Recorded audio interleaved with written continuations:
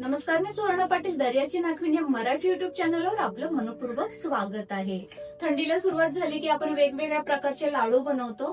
तर आपण आज डिंक लाडू बनवतोय, तेही बिना पाकाचे, शक्तिवर्धक असे, इम्युनिटी पॉवर वाढवणारे, लहानांपासून ते मोठ्यापर्यंत सगळ्यांना सर्व आजारांवर म्हणजे 100 आजारांवर असे उपयुक्त डिंक लाडू कसे बनवायचे ते पाहूयात.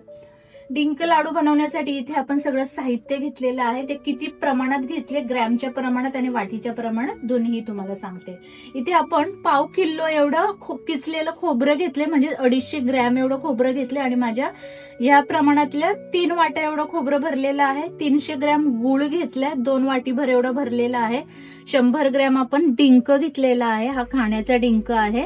खारीक पावडर घेतलेली आहे 125 ग्रॅम, ती आपली एक छोटी वाटी भरलेली आहे, हे बघा. आणि रफ पावडर घेतली खारीकची. 100 ग्रॅम गव्हाचं पीठ घेतलेलं आहे. आता इथे तुम्हाला जर गव्हाचं पीठ घ्यायचं नसेल तर 100 ग्रॅम अख्खे गहू घेऊन ते भाजून आणि नंतर ते मिक्सरला अशी दळून घेऊ शकता.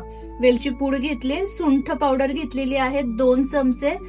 इथे आपण 1 पाव एवढं तूप घेतलेलं आहे, म्हणजे 250 ग्रॅम एवढं आपण तूप घेतलेलं आहे. इथे मी ड्रायफ्रुट्स घेतलेले आहेत आणि चांगले चिरून घेतलेत. बदाम घेतलेले आहेत 20-25, पिस्ता आणि काजू घेतलेले आहेत बारीक चिरून. एक छोटी वाटी मनुका घेतलेली आहे. 2-3 अंजीर कापून घेतलेले आहेत. तुमच्या जवळ जर जे कोणते घरातले अवेलेबल असतील ना सुके मेवे तेच घ्या, जास्त नसेल तर नका घेऊ, काहीच हरकत नाही. चला आता सर्वप्रथम काय करायचंय, आपण हे खोबरं घेतलेलं आहे ना ते छान सोनेरी रंगावर भाजून घ्यायचंय. सर्वप्रथम काय करायचं, अशी जाड गुळाची कढई घ्यायची आहे, जेणेकरून आपलं जे काही मिश्रण असणार आहे, आपण जे परतणार आहोत त्याच्यात ते खाली चिटकणार नाही. गॅसचा फ्लेम सुरू करायचा आहे आणि हे जे खोबरं आहे किसलेलं ते भाजून घेऊयात. गॅसचा फ्लेम बारीक ठेवायचा आहे खोबरं भाजताना, कारण खोबरं लगेच करपलं जातं. खोबरं चांगलं भाजून घेतलं ना की काय होतं, लाडू जास्त दिवस टिकतात. आणि खोबरं भाजून घेतलं नाही की लाडू लवकर खवट होतात, ते लवकर संपवावे लागतात, कारण ते जास्त दिवस मग टिकत नाहीत. म्हणून असं छान सोनेरी रंगावर भाजून घ्यायचंय. गॅसचा फ्लेम बारीक ठेवायचा आहे, म्हणजे खोबरं करपलं जात नाही. मंद आचेवर असं सोनेरी भाजलं जातं, ठीक आहे. आणि लाडू चवीला सुद्धा खूप सुंदर लागतात खायला. मंद आचेवर जवळजवळ 5 मिनिटं आपण हे खोबरं छान असं भाजून घेतलेलं आहे. आता हे आपण बाजूला परातीत काढून घ्यायचंय. जाड गुळाची कढई घेतल्यामुळे काय होतं, खोबरं खाली करपलं जात नाही, मंद आचेवर छान खुसखुशीत असं भाजलं जातं. आता हा जो 1 पाव तूप घेतलेला आहे त्यातलं थोडंसं तूप आपण यात टाकून घेतलं कढईत. डिंक तळून घ्यायचंय आपल्याला. तूप छान तापत आलं की बघायचं आधी तापलंय की नाही, कारण तूप तापलेलं नसलं ना की डिंक व्यवस्थित भाजला जात नाही, म्हणजे फ्राय होत नाही व्यवस्थित आणि आतमध्ये तो कच्चा राहतो आणि लाडू मध्ये तो दात खाली आला की जसा कडक लागतो खायला. तूप छान तापलं की नंतर सगळे डिंक आपण तळून घेऊया.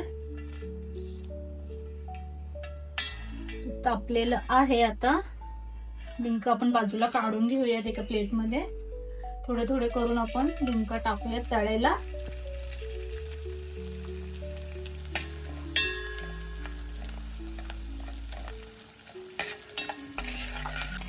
सगळा डिंक भाजून झालाय. आता आपण एका प्लेटमध्ये काढून घेतलंय सगळं.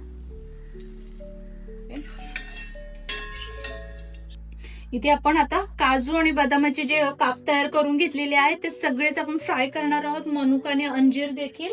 आणि गॅसचा फ्लेम मी इथे बंद केलाय. आपण डिंक ज्या कढईत तळलेला आहे तुपामध्ये उरलेलं तूप आहे त्यातच आपण हे सगळं टाकून घेऊन आणि परतून घ्यायचंय. गॅसचा फ्लेम बंद केलाय मी, कारण हे जिन्नस करपू नये म्हणून. कढई जास्त तापली होती ना म्हणून. मिनिटभर परतल्यानंतर आता हे सुके मेवे आपण एका प्लेटमध्ये काढून घेऊया.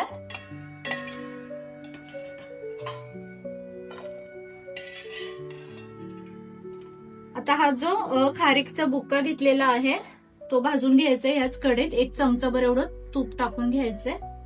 गॅसचा फ्लेम मी चालू केलाय आणि पुन्हा कमी करून घेतलाय, फास्ट नाही ठेवायचंय.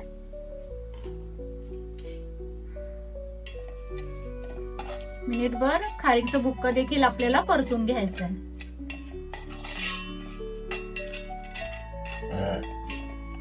मिनिटभर परतल्यानंतर आता हा खारीकचा बुक्का आपण बाजूला काढून घेऊयात परतीत.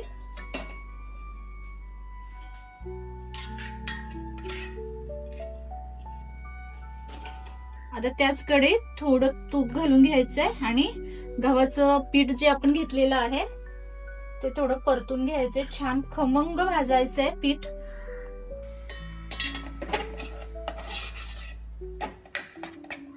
गव्हाचं पीठ इथे आपल्याला खूप छान असं खमंग भाजून घ्यायचंय, जेणेकरून गव्हाच्या पिठाचा कच्चा वास नाही आला पाहिजे लाडूमध्ये.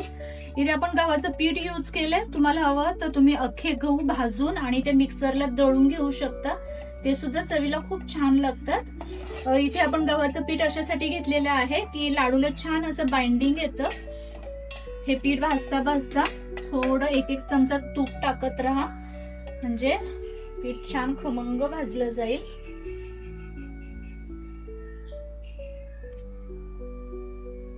दोन चम्मच एवढं तूप घेतलंय मी. पिठाला छान असा सोनेरी रंग येईपर्यंत आपल्याला मंद गॅसवर हे पीठ भाजून घ्यायचंय. गव्हाचं पीठ आता छान सोनेरी रंगावर आलंय. हे पीठ परतत असताना आपण 7-8 चम्मच एवढं तूप घेतलेलं आहे. छान असं खमंग भाजून घेतले. आता हे पीठ आपण एका परतीत काढून घेऊयात. आता हे सगळं मिश्रण आपण हाताने सुद्धा चुरून घेऊ शकतो. हे बघा, हाताने सुद्धा चुरून बुक्का होतोय, किंवा मिक्सरला सुद्धा लावून घेऊ शकतो. तर आपण मिक्सरलाच लावून घेतोय, म्हणजे लाडू वळायला ते बरे पडतात. थोडं थोडं करून मिक्सरला लावून घेऊयात. जास्त पावडर नाही करायचे, जस्ट काही सेकंद फिरवायचं आहे मिक्सर इथे आपल्याला.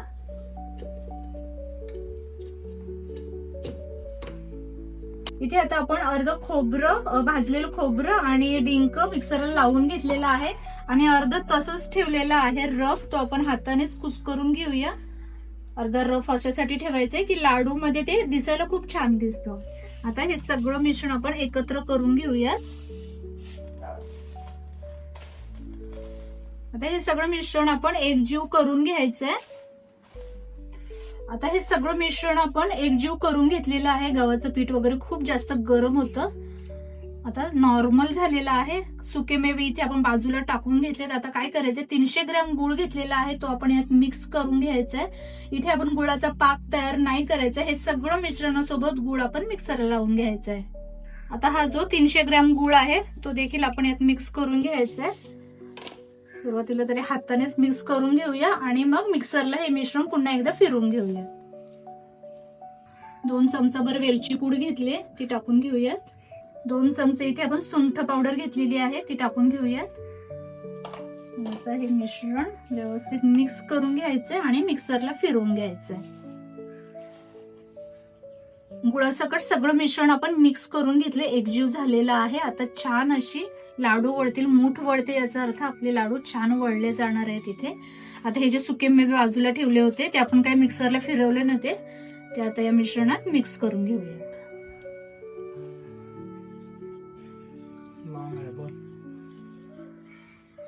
आता आपण ह्या मिश्रणाचे लाडू वळून घेऊयात. तुम्हाला हवं तर तुम्ही गुळाचा पाक तयार करून लाडू वळू शकता, पण अगदी इझी पडतात. आपण हे गुळ ना डायरेक्ट मिक्सरला मिश्रणात असं मिक्स करून घ्यायचं, म्हणजे मिक्सरला फिरवून घ्यायचं की असे सुंदर लाडू तयार होतात. पाकाचे लाडू जरा वळायला कठीण पडतात आणि हे लाडू अगदी झटपट असे वळले जातात. किती सुंदर दिसतोय बघा. इथे आपले 1 किलो 30 ग्रॅम एवढे लाडू तयार झालेले आहेत, सुंदर अगदी.